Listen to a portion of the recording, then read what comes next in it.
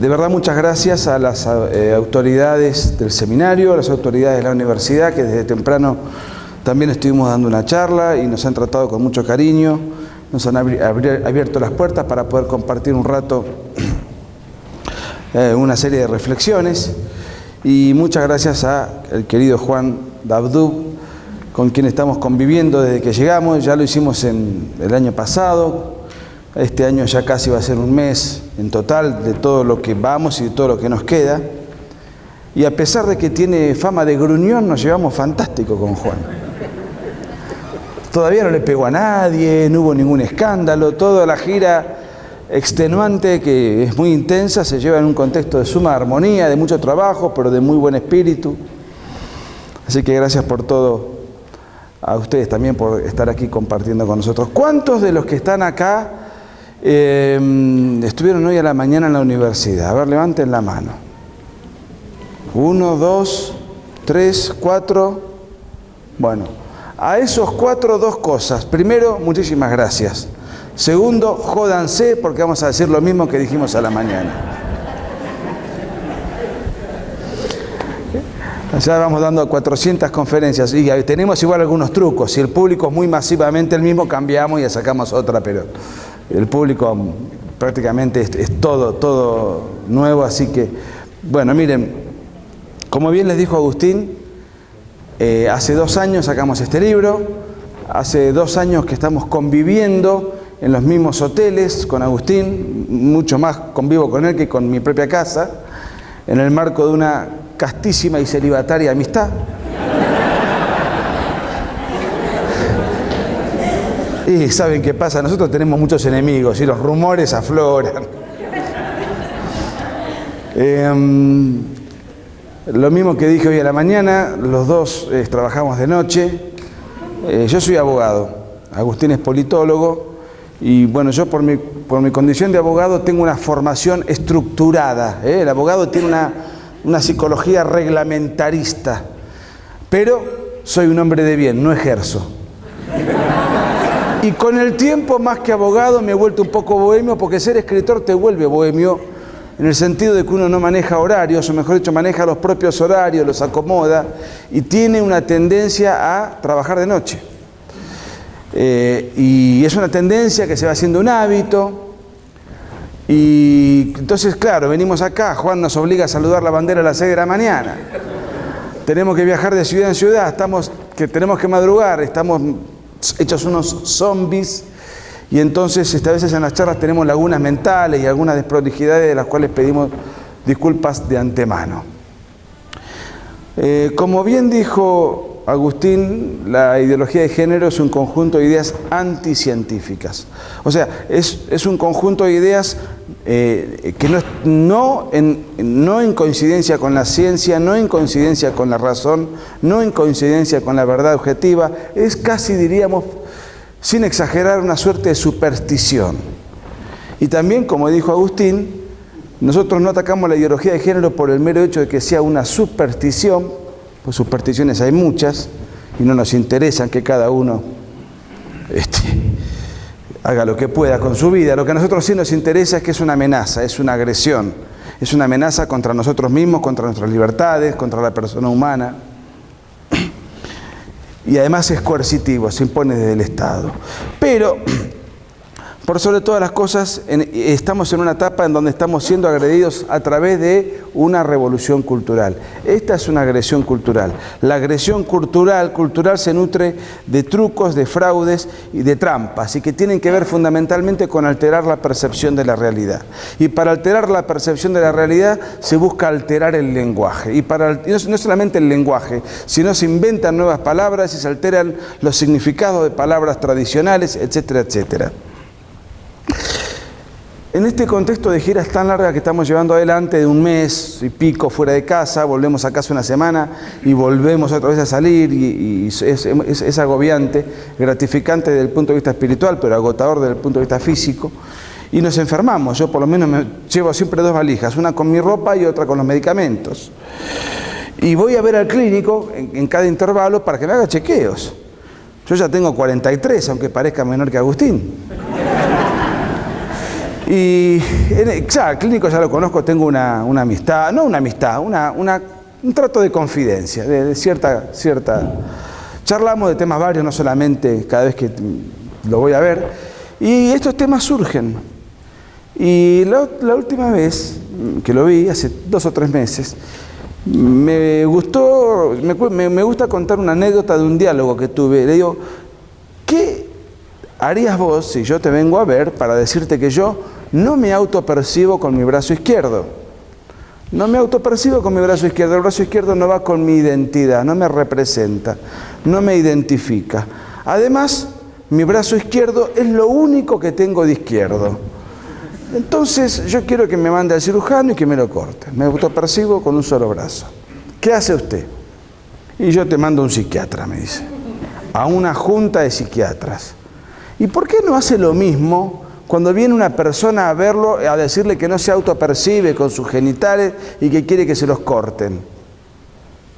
Y bueno, mirá, si yo hago eso, me echan del hospital. Me echan del hospital, me quitan además mi cátedra en la Facultad de Medicina, probablemente me expulsen del colegio médico y además voy a tener problemas con la justicia. Crimen de odio, homofobia, etc. Discriminación. Y esto tiene que ver con que dentro de las muchas libertades que restringe la ideología de género, restringe también la libertad científica. Y la libertad científica en la verdad, en aquello que es obvio y cognoscible además. Entonces, esto viene a cuento porque el otro día en un reportaje un periodista me hablaba del cambio de sexo y yo lo corrijo. Y ustedes han visto en el PowerPoint de Agustín un montón de personajes que se disfrazan, que tienen un look en desacuerdo con su naturaleza. No tenemos ningún problema con el carnaval, que cada uno haga lo que quiera de su vida. Creemos firmemente que cada uno se puede disfrazar de lo que quiera.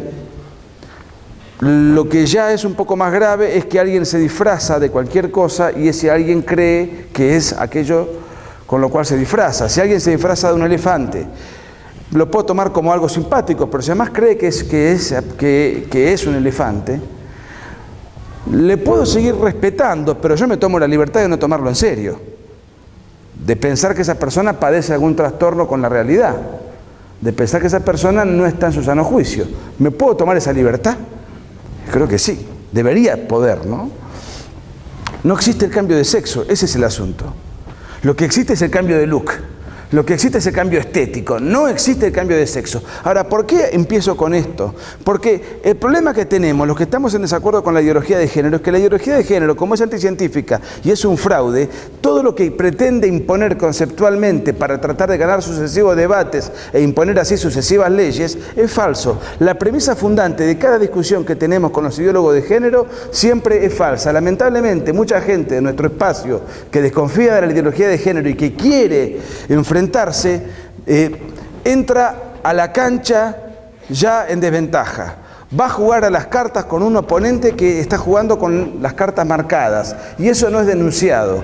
Porque cada cosa que la ideología de género pretende imponer, la premisa fundante es falsa. Y si no nos encargamos de desarmar, de desnudar, de retrucar esa premisa fundante, entonces ya después nos enredamos en un debate que nos cuesta doblegar, nos cuesta salir airosos. Y eso es lo que ha ocurrido mayormente en todo Occidente, o por lo menos en toda la América española y en España inclusive, con todos los asuntos relativos a la ideología de género. No existe el cambio de sexo y lo más grave, las leyes hablan de cambio de sexo, los médicos hablan de cambio de sexo y hay consecuencias jurídicas a partir de cambiar el sexo, pero no se puede cambiar el sexo. Se puede cambiar el look, se puede cambiar la estética, se puede cambiar la apariencia. Un varón, aunque se opere, nació varón y va a morir varón con o sin tijeretazo. Pero decir esto es crimen de odio, es homofobia, discriminación, etcétera, etcétera, etcétera. Hay además una suerte de idolatría de la ley escrita, del derecho positivo. ¿Hay abogados en la sala? ¿Hay alguno? Pero usted tiene cara de hombre de bien. Usted también tiene cara de hombre de bien. El derecho positivo, ¿qué se le llama? Al derecho que es escrito. Hay leyes que se sancionan en los parlamentos, hay consensos, hay determinados quórums, se cumplen determinados reglamentos, se sanciona algo, una normativa, luego ese algo es ley, es cierto, formalmente sí. Pero esa ley puede decir un disparate en desacuerdo con la naturaleza. No aquello que diga una ley es necesariamente cierto. Si mañana una ley de Morelia, no sé si esto es un estado, no sé cómo le llaman, sanciona el Congreso local o el Parlamento local una ley que anula, a partir de mañana queda derogada la ley de gravedad. Y si yo me tiro del techo de este estupendo auditorio, me voy a reventar contra el piso lo mismo, aunque la ley haya derogado la ley de gravedad. Pues bien, el cambio de sexo no existe aunque la ley diga que tal cosa es cierta. El periodista estaba ahí un poco azorado, horrorizado con lo que yo estaba diciendo, entonces intenta retrocarme la apuesta, redoblarme la apuesta. ¿Y qué opina usted del matrimonio homosexual? Tampoco existe el matrimonio homosexual. ¿Cómo no? Si está legislado en Argentina, en Canadá, en España. Otra vez, existen leyes que crean la ficción jurídica o la ficción política de que algo que objetivamente no existe le da una validez legal, aunque no exista en términos reales, en términos de verdades objetivas. ¿Cómo que no existe? Mire, existe la ficción, por supuesto, pero el matrimonio homosexual no existe por definición, porque justamente la definición del matrimonio, y así su nombre lo indica, es la unión a partir de la cual está la potencialidad de la maternidad. Por eso se llama matrimonio, porque viene de mater, viene de matriz. La matriz es el útero materno, entonces el matrimonio es la unión a partir de la cual está intrínseca la potencialidad de la maternidad. Si yo tengo un vínculo con mi perro, un vínculo con un amigo o un vínculo con una muñeca inflable, mi vínculo con la muñeca inflable será un fetiche, respetable, no nos metemos con la sábana de las personas. Es un fetiche, pero eso no puede ser un matrimonio. El matrimonio es la unión a partir de la cual, por las cualidades inherentes de ese vínculo, está la potencialidad de la maternidad. Cualquier otra cosa, llámenle X, no es un matrimonio. Bueno, está bien, eso desde el punto de vista etimológico, desde el punto de vista... Pero vos no pensás que a dos personas del mismo sexo la ley debe otorgarles todos los derechos del matrimonio, aunque no sea un matrimonio. Miren, no, por supuesto que no. Pero entonces es un Estado que no le otorgue los derechos del matrimonio a una unión no matrimonial, pero que sería un Estado homofóbico. Bueno, eso sería equivalente a sostener que si un ciego le reclama al Estado el carnet de conducir y el Estado le niega el carnet de conducir, estamos en presencia de un Estado ciegofóbico. Si el Estado le niega al ciego el carnet de conducir, ese es un Estado que funciona con criterio. Si para no discriminar el Estado le da a un ciego el carnet de conducir, es un Estado irresponsable objetivamente. Ahora, eso no quiere decir que al ciego no haya que contemplarle el resto de sus derechos, no haya que tratarlo con absoluta dignidad de ciudadano y de persona, pero no se le puede dar el carnet de conducir. ¿Por qué? Porque no puede conducir. De la misma manera, una unión de dos personas del mismo sexo no se le puede dar el rango matrimonial porque eso no es un matrimonio, porque no puede haber maternidad. Y ahí estamos entrando en un terreno en donde ya aparecen, porque hay un tema que es interesante, nadie cuestiona la libertad, ni la libertad en el plano de la intimidad. Ahora, ¿por qué al Estado sí le importa regular el matrimonio y tiene que el Estado que regular el matrimonio y no un vínculo entre dos personas del mismo sexo? ¿Por qué razón? ¿Cuál sería el fundamento? El fundamento es el siguiente. Primer punto, descartemos que una unión entre personas del mismo sexo sea un matrimonio, no lo es. Ahora vamos al aspecto de la regulación legal. ¿Por qué sí hay que regular un tipo de unión y no el otro? El argumento central es el siguiente. El vínculo matrimonial, a diferencia de la inmensa mayoría de los vínculos interpersonales, el vínculo matrimonial es un vínculo de orden público. ¿Por qué? Es de orden público. Es un vínculo de orden público porque de la unión matrimonial está la potencialidad de la maternidad y es de interés público y estatal y de política pública, y al Estado le interesa la suerte de las nuevas generaciones.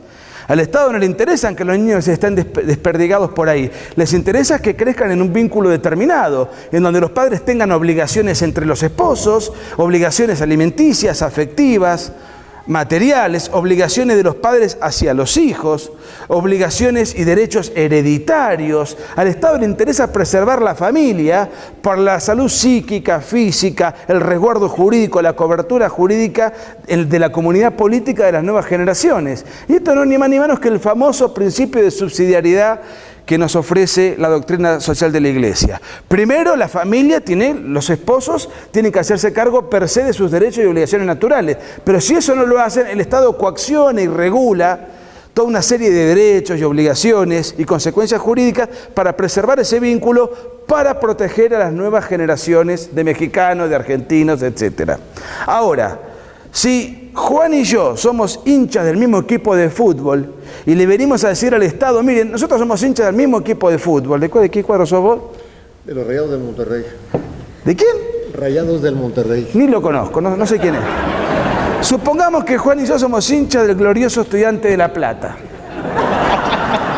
Venimos acá al registro público, al registro civil, a decir que nosotros somos fanáticos de Estudiante de La Plata. ¿Y a mí qué me importa? ¿Qué le importa al Estado? Supongamos que Agustín y yo somos estudiantes y para economizar vivimos juntos. Es un vínculo de orden público, es un vínculo de orden privado. ¿Le interesa al Estado? En absoluto. Y si además, no es el caso, de vivir juntos, dormimos juntos, al Estado tampoco le interesa y no hay nada que regular. Lo único que tiene que hacer el Estado en las relaciones que no son de orden público es respetarlas, no violentarlas, dejar que existan, porque los acuerdos voluntarios de personas mayores de edad que no dañen derechos de terceros tienen que existir y está bien que así sea. Y acá aparece el otro tema más complicado, que dicen, bueno, pero vos estás partiendo de la base entonces de la maternidad, que sí, que no, que el orden público, pero les estás quitando al vínculo de parejas del mismo sexo el derecho a adoptar. Y las parejas del mismo sexo tienen todo el derecho a adoptar, si no los estás discriminando. Vamos por partes. Primer punto, el derecho de adopción no es un derecho del adoptante, sino que es un derecho del niño. Esto es lo que no se dice. Lo mismo que en el debate sobre el aborto. No, que la mujer que es pobre, que está sufriendo, nunca se hablan de los derechos del niño. Acá solamente se habla en función de los intereses de una minoría sexualmente sindicalizada que quiere jugar a la mamá y el papá, aunque no sean mamá y papá. Y no porque haya una disfunción orgánica, sino porque han tenido una decisión de vida que así los ha empujado a tener un vínculo de connotaciones infértiles. No por algo ajeno a su voluntad, sino porque así han escogido. Ok, la libertad existe. Hay que pagar las consecuencias de esa libertad o atenerse a las limitaciones de esa libertad. Si yo voy todos los días al casino y no ahorro dinero, estoy condenado a ser pobre. No le puedo reclamar al Estado que me dé dinero para compensar lo que he dilapidado en el casino. Uno en la vida puede hacer lo que quiera. Lo que también tiene que hacer es bancarse las consecuencias de hacer lo que uno quiere. Pero, primer punto, la adopción es un derecho del niño, es un derecho del niño en expectativa de ser adoptado, no es un derecho del adoptante. O en todo caso, es un derecho del adoptante en segundo grado. Los derechos prioritarios son del niño, de manera derivada y secundaria y subordinada son del adoptante. Y no es gratis este merengue de que las parejas del mismo sexo quieren adoptar para los niños, no es gratis. Les tiro 2 o 3 frases, datos rápidos. El 1,6% de los niños criados en parejas heterosexuales luego puede tener tendencia homosexual. Es un dato estadístico del Ministerio de Estados Unidos, es el 1,6%. Pero de los niños criados en parejas homoparentales, la tendencia no es del 1,6%, sino del 35%. Estos son datos que están en el libro, a pie de página, todas y cada una de sus fuentes, etcétera, etcétera. O sea, ya estamos viendo las alteraciones, las distorsiones, las consecuencias de que un niño sea criado en una atmósfera surrealista, con distorsión de roles, etcétera, etcétera, etcétera. Sin mencionar, porque en el libro además está chequeado, la tendencia que luego tienen esos niños a la depresión, angustia, suicidio, etc. O sea, están utilizando a los niños como mascotas y experimentos para el disfrute de una minoría sexualmente sindicalizada que quiere derechos que la naturaleza le niega y total la víctima es el niño, el experimento es el niño, después vemos qué sale. en aras de la inclusión y la diversidad. Por supuesto, con todo esto que estoy diciendo, y encima digo que no existe matrimonio homosexual, que no deberían poder adoptar, y encima estoy diciendo que no existe el cambio de sexo, ¿qué soy? Homofóbico. La homofobia es el insulto más exitoso de la ideología de género, con otro agravante adicional: no existe la homofobia. ¿Qué es la homofobia? La homofobia técnicamente sería la fobia a la homosexualidad. Sin embargo, las fobias, como su nombre lo indican, son enfermedades psiquiátricas, desórdenes mentales. Las fobias están clasificadas y delimitadas en el DSM-5 de psiquiatría, y ahí tenemos la fotofobia, la aracnofobia, la claustrofobia y otras fobias que ahora no me acuerdo. Siempre pongo las mismas como ejemplo. ¿Hay algún médico que me ayude para ser más original? ¿Hay alguno por acá? Bueno. Entonces, no existe la homofobia, lo que existe es la palabra políticamente explotada que tiene una función insultante para tratar de denostar, desacreditar a todo aquel que se oponga a la agenda de género. Con un agravante adicional, que no es menor. Se busca adjetivar al disidente atribuyéndole una enfermedad, una enfermedad psiquiátrica. El disidente, que somos nosotros, ya no somos los retrógrados, los místicos, los antidiluvianos. No, nosotros somos enfermos, fóbicos. O sea, se patologiza al disidente. Obviamente se le atribuye al disidente padecer una enfermedad. Ni siquiera es alguien que piensa distinto o un retrógrado. No, es un enfermo. ¿Y quiénes consideran al que piensa distinto como un enfermo mental? Los que dicen ser militantes de la diversidad, que no aceptan ningún pensamiento diverso al de ellos, pero que además no son militantes de la diversidad. Es mentira, porque un militante de la diversidad es un militante pro familia, porque la unión en la diversidad es la unión entre el vínculo, es la unión entre el hombre y la mujer, porque el hombre y la mujer son dos realidades diversas entre sí, muy diversas entre sí, pero que se complementan. Es un vínculo entre dos realidades diversas. En cambio, un vínculo entre personas del mismo sexo, y vuelvo a repetir por milésima vez, tienen todo el derecho a vincularse. Un vínculo entre dos personas del mismo sexo, si hay algo de lo que carece de diversidad. Es un vínculo repetitivo, imitativo, redundante. Es un vínculo no en la diversidad, sino en la equivalencia, porque es un vínculo entre equivalentes. Hasta en eso mienten. Ahora en Argentina se está llevando adelante el debate sobre el aborto, que es parte integrante de la agenda de género. Todo el debate gira en función de las mismas mentiras lingüísticas y propagandísticas. Dicen que el aborto es la interrupción del embarazo, así lo definen. Algo falso, una cosa absurda, porque resulta que el aborto precisamente no interrumpe el embarazo, sino que finaliza con el embarazo. ¿Qué diferencia hay? La interrupción es el cese transitorio de un proceso hasta su posterior reanudación. Hoy a la mañana hablábamos de que ahora tiene que jugar Alemania con México. Mamita, qué partido debut les tocó, viejo. ¿Argentina con quién juega, sabes? No sé con quién juega, pero si fuese México, si fuese Alemania ya nos hubiésemos enterado. Nos vive ganando todas las finales.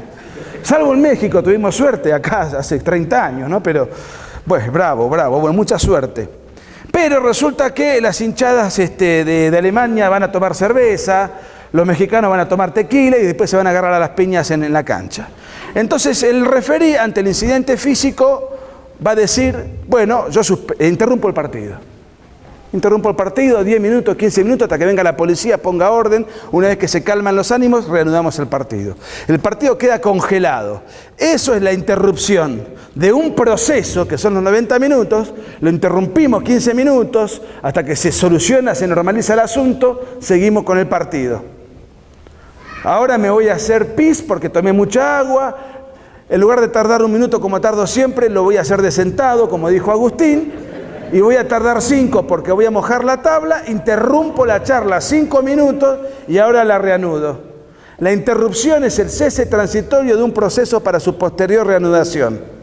Luego, el aborto no interrumpe el embarazo, lo finiquita, lo termina de manera irreversible. ¿Por qué? Porque el aborto es un homicidio y todo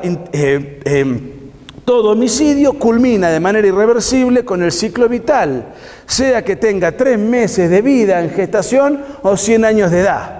Termina con el ciclo vital.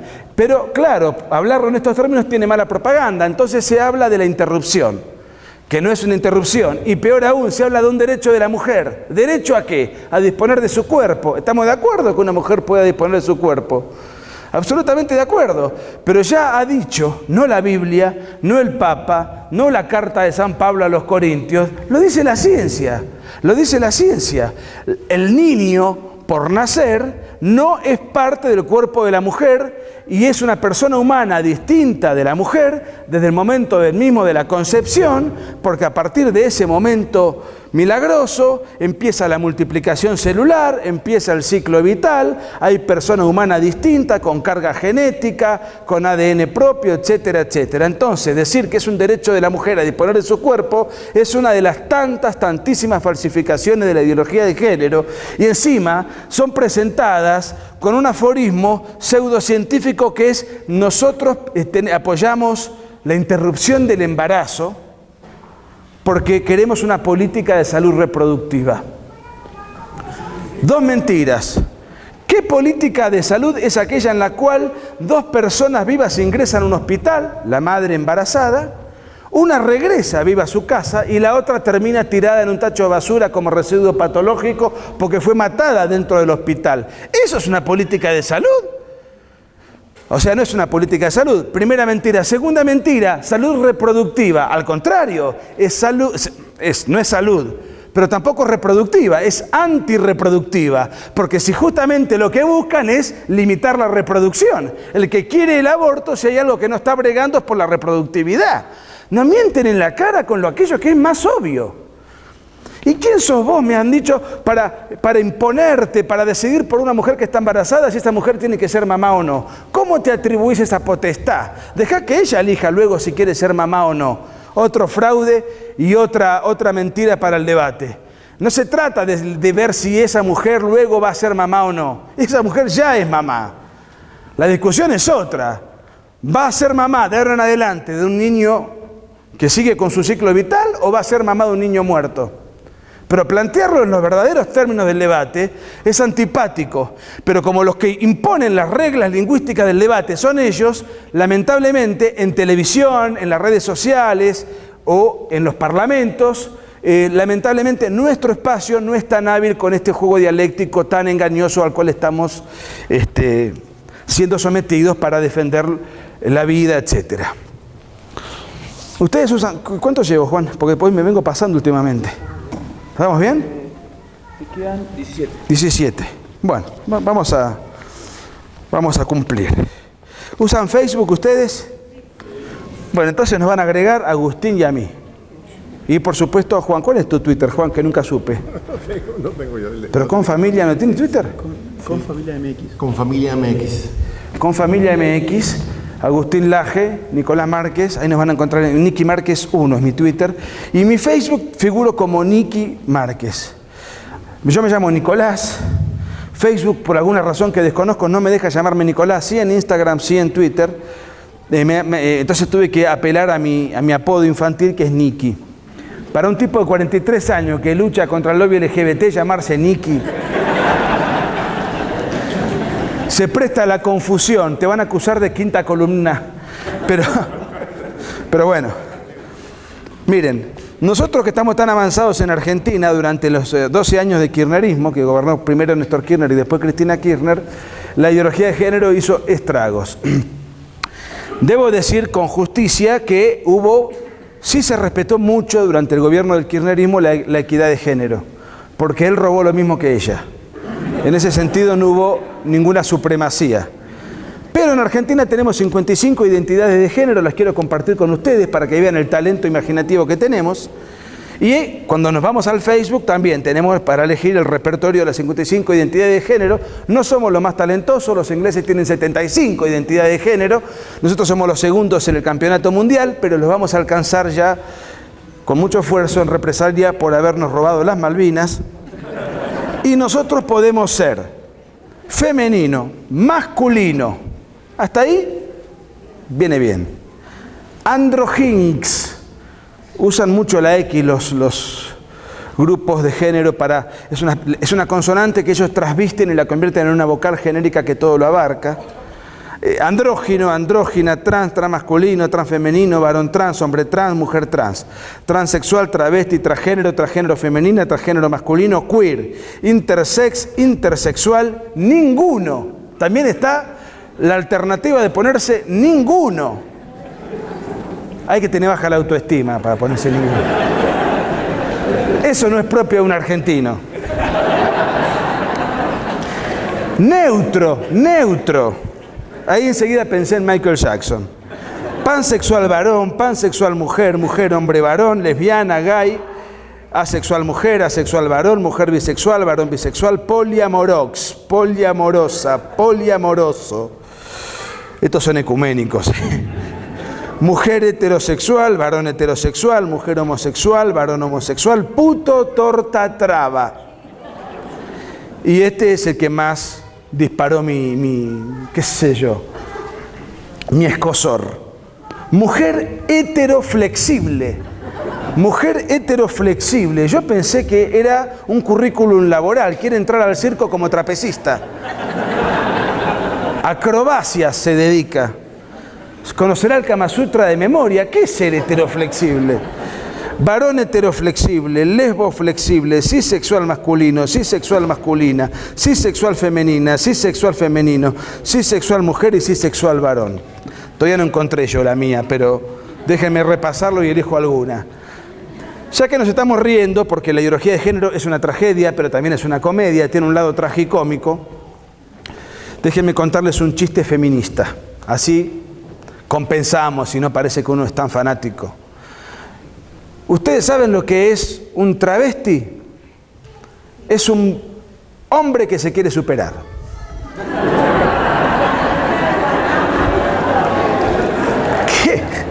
¿Qué tiene que ver todo esto con lo que la ideología de género, la izquierda, el Che Guevara? Miren, la izquierda en el siglo pasado intentó hacer revoluciones violentas, imponernos su modo de vida por la vía del terrorismo, de la agresión armada, de la guerrilla. El Che Guevara se fue a Bolivia, los montoneros en Argentina, Sendero Luminoso en Perú, la FARC en Colombia, el MIR en Chile, etc.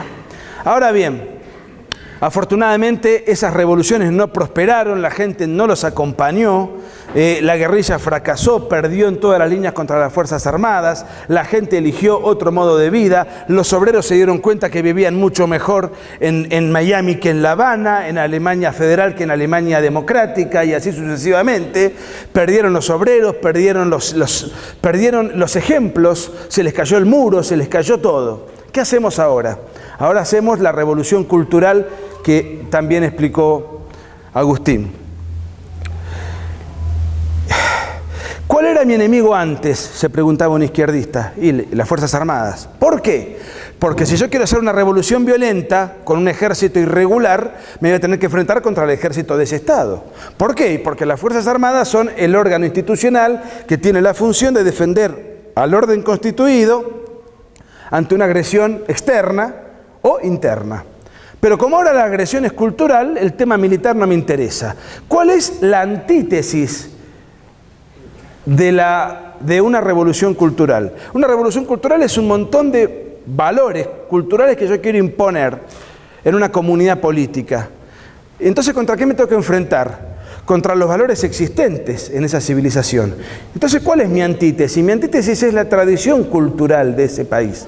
Es la tradición cultural de esa civilización, que es el cúmulo de valores, usos, hábitos, costumbres que han sido dados de generación en generación. ¿Y cuál es nuestra tradición cultural? Es occidental y cristiana.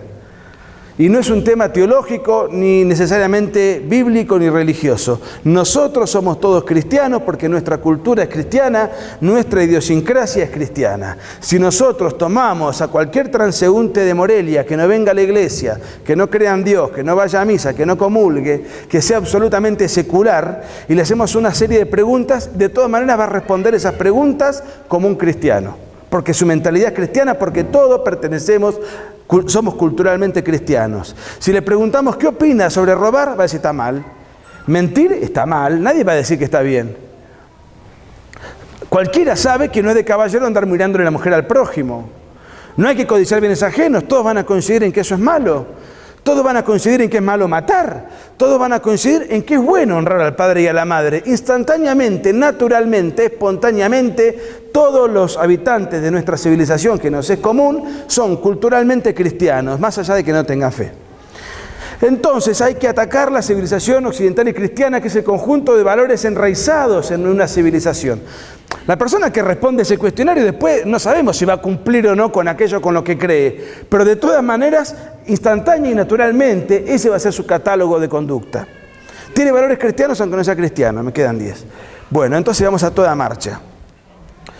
Existen dos instituciones que son guardianas, difusoras y dadoras de la tradición. Una es la familia, que la quieren reventar y destruir. No voy a explicar ahora por qué ni cómo, porque no tengo tiempo. Solamente voy a hablar, porque eso está en el libro, de paso los animo a que compren el libro. Pero sí, la otra institución por antonomasia que quieren reventar es la Iglesia. Es la Iglesia. Porque hace 2000 años que defiende, difunde, sostiene, transmite esos valores. ¿Cómo? Bueno, esta es la tapa del libro. Un Che Guevara medio maricón, con los labios pintados, la boina, el feminista, el qué sé yo, con el trapo sodomítico atrás. En fin, ¿esto qué es? ¿Es una caricatura? ¿Es una burla? ¿Es una falta de respeto? No. Esto simboliza, exterioriza, desde el punto de vista estético, lo que son las marchas de género hoy. Esto es la tapa del libro. Una marcha gay con el Che Guevara como estandarte, no como estandarte, no como comandante histórico ya, sino como comandante histérico. Con una contradicción grave. Cuando se produce la Revolución Cubana en 1959, el Che Guevara diseñó el primer campo de concentración para castigo de homosexuales en la península de Guanacabibes. O sea que todos estos que están acá con el banderín hubiesen sido encarcelados en la Cuba castrista.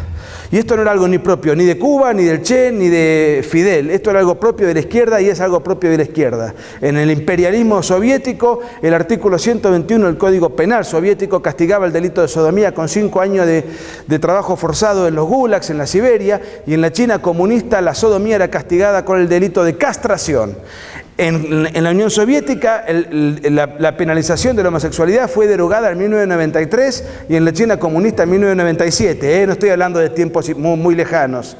Y resulta que 25 años después, los mismos sectores que tuvieron el poder absoluto y que dominaron medio mundo con el poder absoluto y que nunca le dieron ningún protagonismo a la mujer en ninguno de sus respectivos países, ahora son los abanderados de la emancipación femenina y de los derechos del orgullo travesti.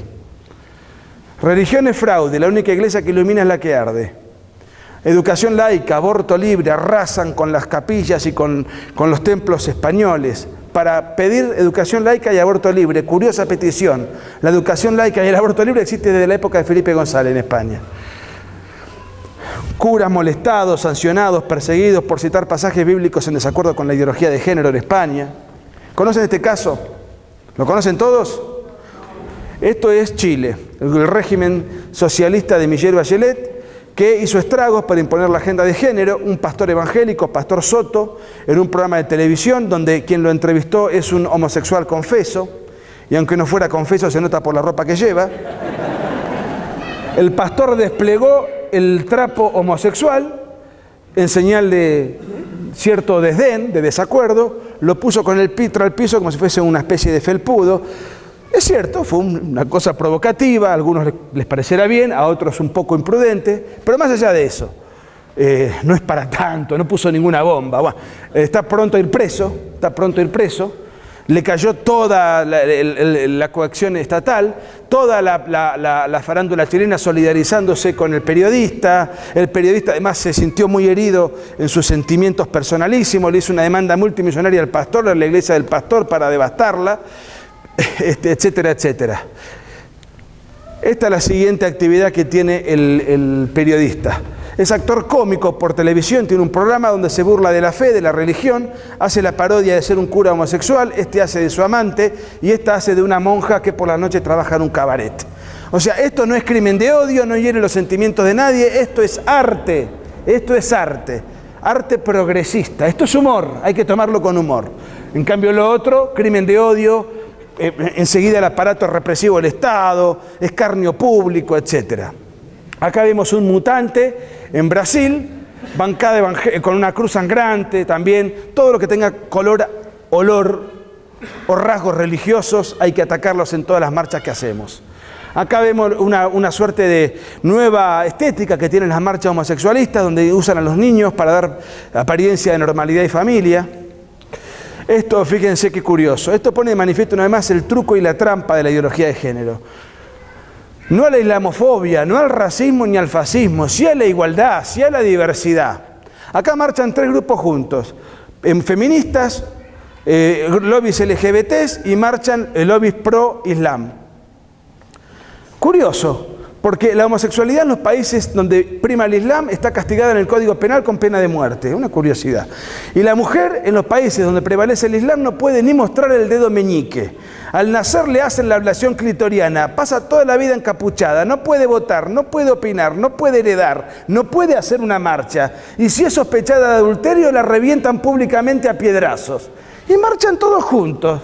Claro, es que no importa la libertad religiosa, no importan los derechos de las minorías sexuales, no importa los derechos de la mujer, lo que importa es juntar esfuerzos para atacar la civilización occidental y cristiana. Por eso, aunque estén en todas las antípodas, marchan juntos por el enemigo común. Esta es una imbécil de Argentina que el 8 de marzo del 2017 se disfrazó de María Santísima en el Día de la Mujer, parodiando hacer un aborto. ¿A quién estaba abortando? A nuestro Señor Jesucristo. Esto también es arte, ¿eh? Esto es arte. Son expresiones artísticas. 2 lesbianas haciendo de monjas en una de estas peregrinaciones. Curas, teólogos, pastores, cardenales que están siendo perseguidos en Europa por predicar pasajes bíblicos en desacuerdo con la ideología de género.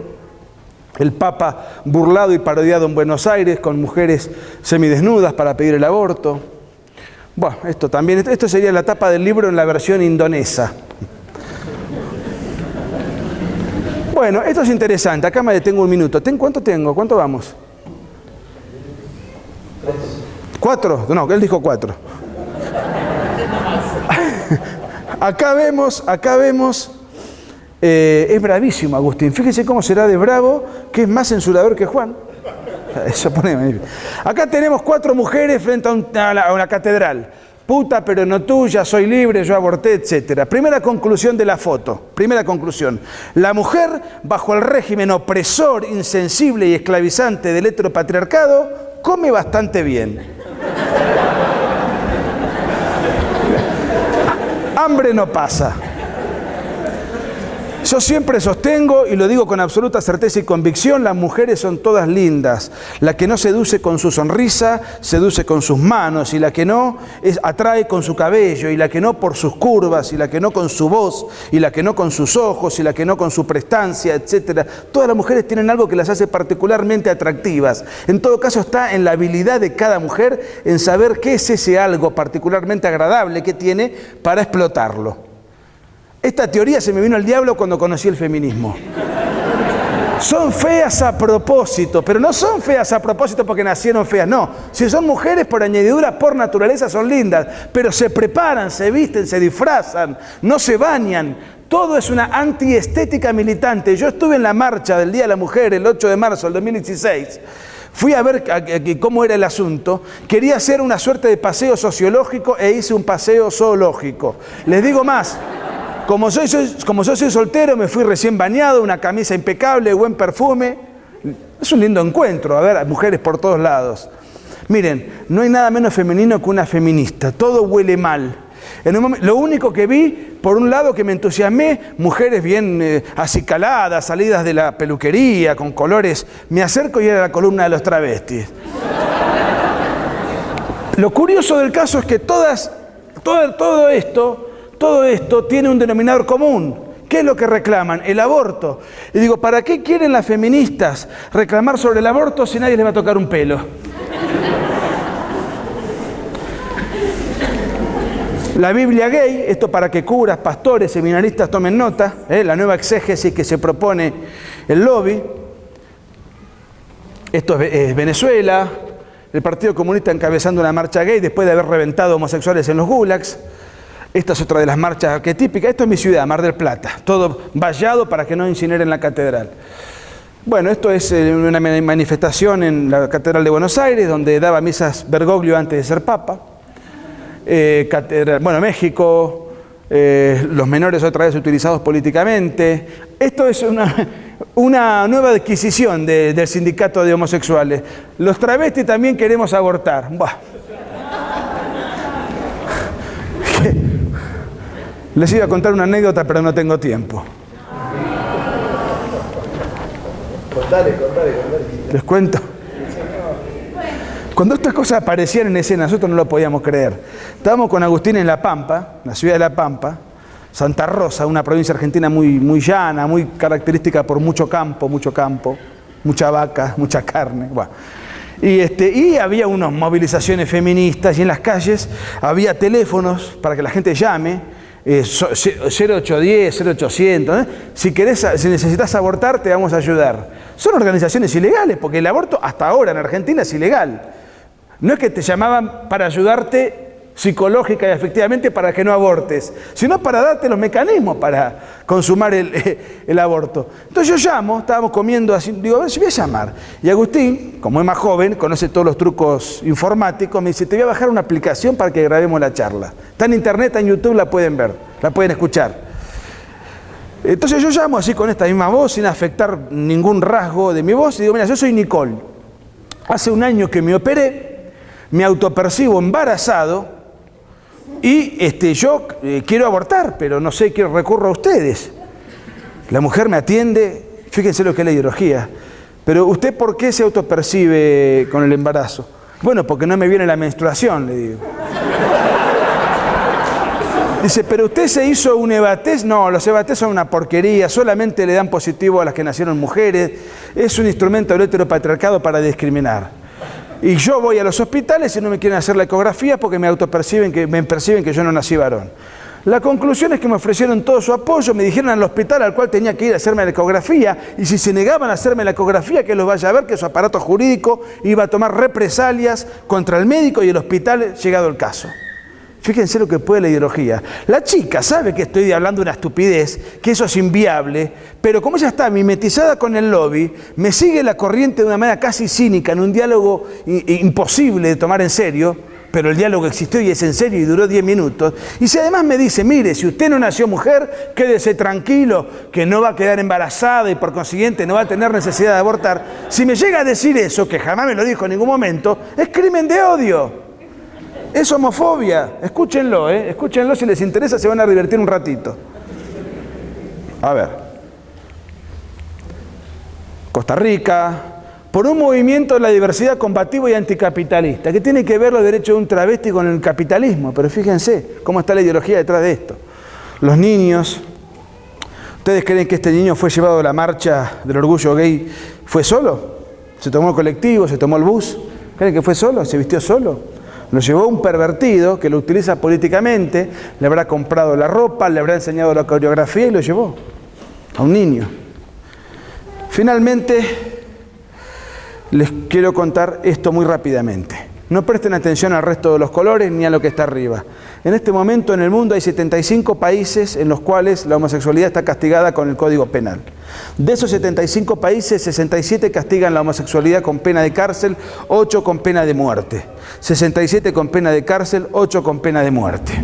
Los países que están en rojo son los países que castigan la homosexualidad con pena de cárcel, los países que están en negro son los que castigan la homosexualidad con pena de muerte. Los que castigan la homosexualidad con pena de muerte son Sudán, Arabia Saudita, Nigeria, Irán, Emiratos Árabes. Bueno. El resto del mapa son todos países que respetan el derecho a la intimidad y que la homosexualidad no es perseguida por el Estado ni castigada por el Código Penal. El resto de los países del globo terráqueo que tienen esta tolerancia para con la vida en la intimidad de las personas son todos países de inspiración cristiana sin excepción. Algunos con prevalecencia católica, otros con predominio protestante, otros con predominio evangélico y otros con predominio de la Iglesia Ortodoxa, la zona de Rusia y sus adyacencias. Los 75 países donde la homosexualidad está siendo castigada con pena de cárcel o con pena de muerte son países donde no llegó la cristiandad o donde la cristiandad es minoría, no tiene influencia. Fíjense cómo los lobbies van a marchar contra catedrales o templos todo el tiempo precisamente para atentar contra la civilización donde el derecho a la intimidad está perfectamente contemplado y respetado. Y nunca marchan contra las embajadas de los países donde la homosexualidad está perseguida, criminalizada o incluso castigada con pena de muerte. ¿Qué nos confirma esto una vez más? Este mapa solamente, todo lo que venimos diciendo. No importan los derechos de la mujer, no importan los derechos homosexuales, acá lo único que importa es tener un discurso que penetra en la opinión pública, tener idiotas útiles que sirvan de activistas para ese discurso, tener financistas que hagan negocio con nuestro discurso y atentar contra la civilización occidental y cristiana y por añadidura también contra nuestras libertades. Muchas gracias.